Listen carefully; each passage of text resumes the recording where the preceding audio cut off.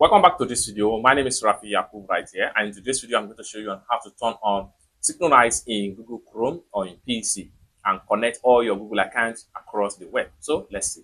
But before we dive into the tutorial, if you find this tutorial useful and you are following new to this channel, remember to click on that subscribe, turn on the notification bell for more useful tutorial like this. So with that being said, let's get started. Very first thing you want to do is to open up your Chrome browser. Then after you open up your Chrome browser, next thing you need to do is to come to the top right here, click on these three dots right here. Then you have to scroll down all the way down and make sure you navigate to setting tabs right here. Click on settings. And it open up like so. By default, I have already turned on Synchronize on my Chrome browser.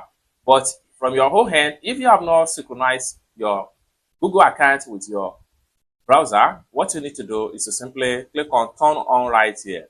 Then when you click on turn on, you'll be asked to turn on and prioritize some of the information that you would like to turn on. Then right here, you just need to click on turn on. And with that, your account will be synchronized and all your browse history, your password, your website visits so far, and your bookmark and the likes is going to be synchronized to the Gmail or to the Google account on your Windows laptop or your P or your Mac.